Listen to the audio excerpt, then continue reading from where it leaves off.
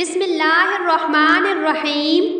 عباسی دور حکومت میں نبوت کے جھوٹے دعوے داروں میں سے ایک کا نام ابن مکنہ تھا۔ وہ خراسان کے ایک دھوبی کے گھر میں پیدا ہوا۔ وہ اپنے آپ کو نبی اور رسول کہلواتا تھا۔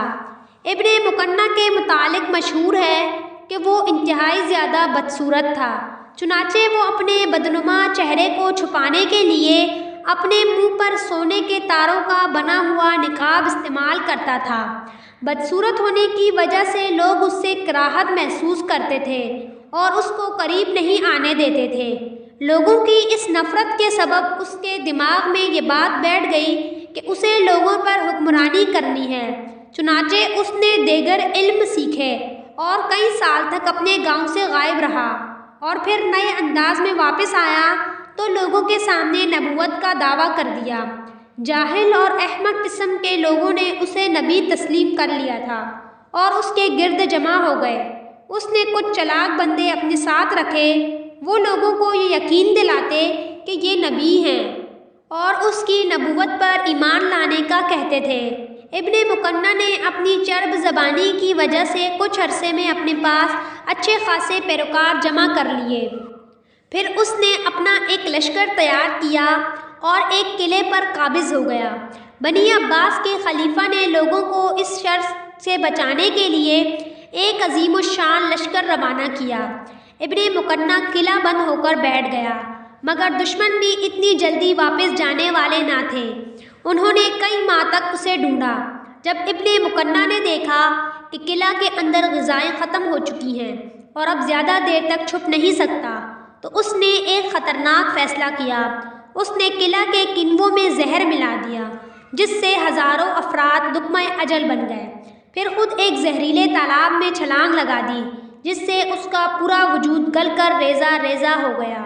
جب دشمن فوج قلعہ میں داخل ہوئی تو صرف ایک بڑھیا کے علاوہ انہیں کوئی شخص بھی زندہ نہ ملا۔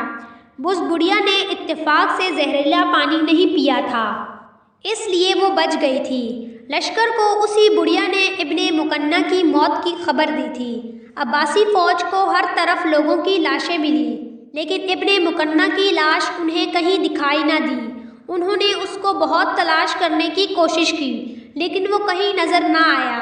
آخر کار ایک جگہ انہیں تیزاب پر اس کے بال تیرتے ہوئے دکھائی دیے، تو انہیں پتہ چلا کہ اس نے تیزاب میں چھلانگ لگا کر خودکشی کی ہے۔ بنی عباس کے ہی زمانہ خلافت میں شوباز جادوگر کی بڑی شہرت ہوئی۔ وہ اپنے جادو سے لوگوں کو حیران کر دیتا تھا۔ کچھ عرصہ بعد اس نے محسوس کیا کہ اس کے گرد جمع ہونے والے لوگ کم عقل اور جاہل ہیں، اس لیے اس نے نبوت کا دعویٰ کر دیا، جس سے بہت سے سادہ مداحوں نے کوئی چون چرا کیے بغیر اس کے دعوے کو قبول کر لیا۔ لوگوں نے خلیفہ کو اس بات کی اطلاع دی۔ خلیفہ نے سوچا کہ اس سے قبل کہ کوئی بڑا فتنہ برپا کرے یہ شخص، اسے گرفتار کر لینا چاہیے۔ چنانچہ خلیفہ نے اس کی گرفتاری کا حکم جاری کیا۔ چند ہی دنوں میں اسے گرفتار کر کے خلیفہ کے سامنے پیش کیا گیا۔ خلیفہ نے اس شخص سے پوچھا، کیا تو نبوت کا دعویٰ کرتا ہے؟ اس نے جواب دیا کہ جی ہاں، میں نبی ہوں۔ اور خلیفہ نے کہا، خدا کے بھیجے ہوئے انبیاء تو معجزات لے کر آئے تھے، اگر تو نبی ہے تو تمہارے پاس معجزہ ہے کیا؟ اس جھوٹے انسان نے کہا، ویسے تو میں کمزور سا نبی ہوں، لیکن پھر بھی تیرا مطالبہ پورا کر سکتا ہوں۔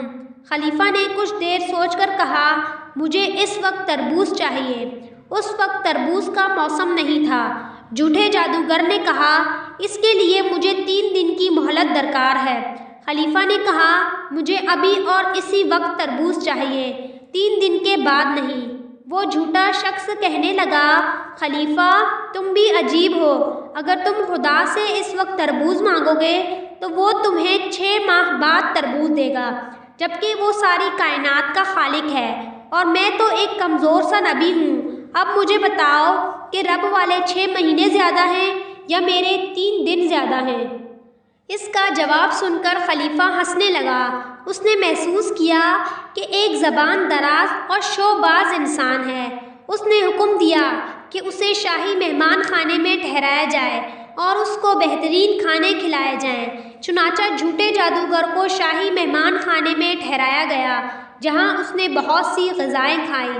کچھ دنوں کے بعد خلیفہ نے کہا اس نبوت کے دعوے دار کو میرے سامنے لایا جائے۔ ملازمین اسے خلیفہ کے پاس لائے۔ خلیفہ نے اس سے کہا کہ بتاؤ کہ تمہاری مہمان نوازی میں کوئی کسر تو نہیں رہی؟ جھوٹے شخص نے کہا نہیں، میری بہترین مہمان نوازی کی گئی ہے۔ خلیفہ نے کہا اچھا بتاؤ اس مہمانی کے عرصے میں تم پر کوئی وحی نازل ہوئی؟ تو جھوٹے شخص نے کہا جی ہاں، یہاں کئی بار مجھ پر وحی نازل ہوئی ہے کہ یہ جگہ تیرے لیے بہتر ہے، اسے چھوڑ کر کہیں نہ جاؤ۔ خلیفہ اس کی نادانی پر ہنسا اور اسے اس کے حال پر چھوڑ دیا۔ قرآن مجید کا یہ معجزہ ہے کہ اس نے اپنے نزول کے وقت یہ پیشن گوئی کی تھی کہ کوئی فرد یا جماعت قرآن کے مقابلے میں اس جیسی کتاب نہیں لا سکے گا۔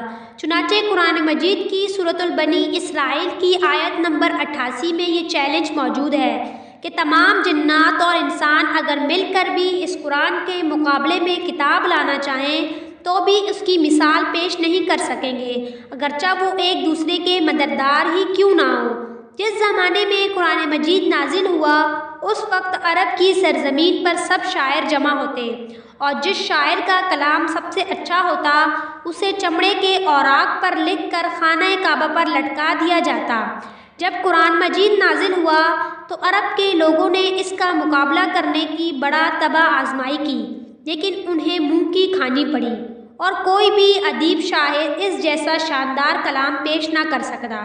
ابن مقفع کے متعلق مشہور ہے کہ وہ اپنے دور کا بہت ہی فصیح و بلیغ شخص تھا اور اس زمانے کے تمام ادیب لوگ اس کی بلاغت کو تسلیم کرتے تھے۔ ایک دن اس کے ذہن میں یہ بات سمائی کہ قرآن مجید کی صورتوں جیسی ایک صورت تخلیق کرے۔ اس نے اپنے 2 ادیب ساتھیوں کو بھی اپنے ساتھ شامل کیا اور ان کے سامنے یہ تجویز پیش کی اور کہا کہ ہم فی الحال قرآن مجید جیسی ایک آیت بنائیں گے، اگر بن گئی تو پھر آگے بڑھیں گے ورنہ روک دیں گے۔ وہ آیت سورۃ الحود کی آیت نمبر 44 تھی، جس کا ترجمہ یہ ہے، کہا گیا اے زمین اپنا پانی نگل لے اور اے آسمان تھم جا، اور پانی خشک کر دیا گیا اور کام تمام کر دیا گیا اور کشتی ٹھہر گئی، اور کہا گیا ظالموں پر اللہ کی لعنت ہو۔ اس آیت جیسی آیت بنانے کے لیے ان لوگوں نے کئی دنوں تک بہت کوشش کی اور الفاظ اور کلمات کو بدلتے رہے، لیکن کئی روز کی مسلسل مشقت اور محنت کا نتیجہ ناکامی کے سوا کچھ نہ نکلا۔ آخرکار ابن مقفع اور اس کے ادیب ساتھیوں کو یہ اقرار کرنا پڑا کہ وہ اپنی تمام تر کوششوں کے باوجود بھی قرآن مجید کی ایک آیت جیسی آیت بھی بنانے سے قاصر رہے۔ بے شک نہ تو کائنات میں ہمارے پیارے نبی حضرت محمد صلی اللہ علیہ وسلم جیسی کوئی ہستی ہے اور نہ ہی ان پر نازل ہونے والی کتاب قرآن مجید جیسی کوئی کتاب ہے۔ اللہ تعالی ہمیں نبی پاک صلی اللہ علیہ وسلم کے راستے اور قرآن مجید پر عمل کرنے کی توفیق عطا فرمائے، آمین۔ آپ بھی کامنٹ میں آمین ضرور کہیں۔ ہمارے چینل کو سبسکرائب کریں، ویڈیو کو لائک شیئر ضرور کریں۔